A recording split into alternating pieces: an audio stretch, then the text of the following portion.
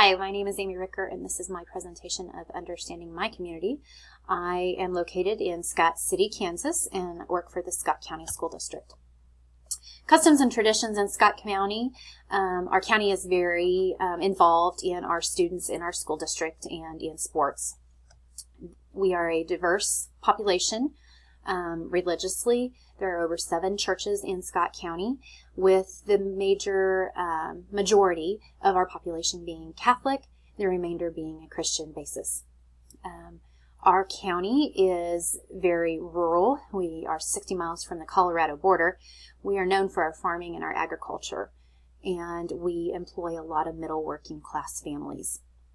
Some customs traditions in Scott County is the Diddle Arts and Crafts Festival that is held the last Saturday of September every year. Brings in over 200 arts, crafts, and food vendors to our town from all over the United States, and brings in a good chunk of money to our community also. Something else that Scott City is known for is El Cordeleo, which is based out at the Scott State Park. It is a memorial to different Indian tribes and different populations, pioneers that went through this area back in those days.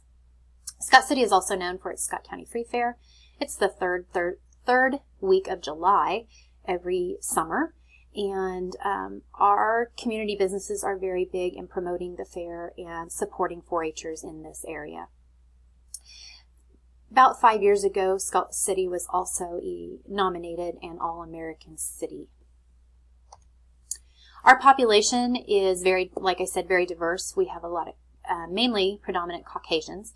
We do have Hispanics, German Mennonites, and then just north of Scott City, a few miles, is a small town called Pence, and it is known for its Mennonite population. The average age of a Scott City in Scott County is 40 years old, and our population here is just shy of 4,000. Again, the major occupations in Scott County are farming, ranching, and in the past couple of years, the oil industry has become a bigger portion of Scott County also. We are predominantly single-family homes, with the primary language being English, but due to our high Hispanic and German Mennonite population, we do have a second language you will hear, and that is Spanish. Communication, ways for our school district and our community to communicate with each other, not only here in town, but just in the surrounding areas. Being in rural western Kansas, communication is very important. Scott County Record is our local newspaper. Rod Haxton has been the editor and chief of that newspaper and took it over from his father, who brought the Scott County Record to Scott City. We have a local radio station. Adam Kadavy can be heard almost any Friday or day of the week. There is a sporting event publicizing our sports and promoting our kids. Facebook and Twitter are big in the school district. All 3 of our building levels have Facebook accounts and Twitter accounts, so you can find us promoting our schools and sharing information with the community, and even families that are not located here that want to keep up on the happenings through those ways. Our local news stations come from Wichita, like KWCH, Cake TV, KSN, those type of things. So we have to rely on eastern central Kansas for our news information. Community groups, we have a lot of community groups, and like I said, Scott City and Scott County is very big in helping to promote education. Our students' needs come first, and they very much care about that. At the grade level, we have a group called TEAM. It's a set of parents and teachers organization that meet monthly to come up with activities to help promote parent involvement in the schools, such things like our father-daughter dance, our mother-son dance. We have a bingo night. They promote an early childhood literacy night once a month. And then they do small things for our students and for our staff to show us that we're appreciated and keep us wanting to come back. At the high school level, we have the Scott County Booster Club that helps promote extracurricular activities and support those. For our older generation in Scott City, we have the VIP Center, which is a senior center that provides a busing system through the week, Monday through Friday, 8 a.m. to 5 p.m. to take people to the doctor, the hospital, to go pay bills, go go get their hair done, go grocery shopping, local bus route, and then they also provide a noon meal, and then activities like bingo and cards. Our Scott County 4-H, through the Extension, K-State Agriculture and Extension Agent, is a big part of our groups too, and does a lot of activities to help with school and to promote just good overall public relations in our community. Parents as Teachers is an organization where we employ some people that come into your home for parents that have children birth to 3 years of age. They work with parents to get children ready for school. They help to assess students, and if there's concern areas, get them connected with the right areas, whether they need speech language, occupational therapy, maybe they need to see a specialist for hearing or vision and things like that. Our Ministerial Alliance and Hope's Closet are big advocates for our community to help with the food bank, to help families that are in need, maybe need a little assistance.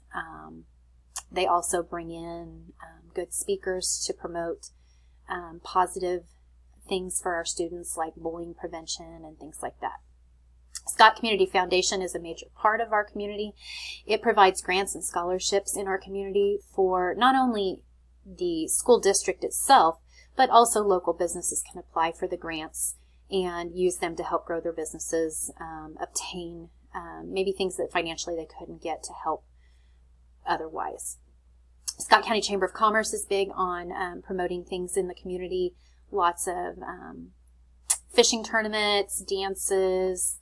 They help. We live on a major highway, 96. They do a big June jaunt with the Scott County Rotary Club, things like that.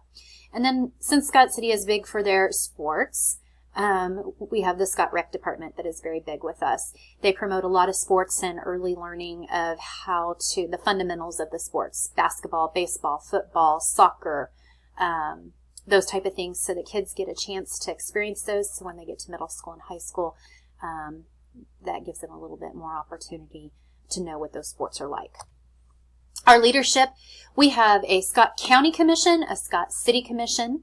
They are two separate entities, but they do work together. When we passed a bond issue 10 years ago to build a new law enforcement center, they work together to come up with the bond issue so that it is split between the county and the city on the taxes.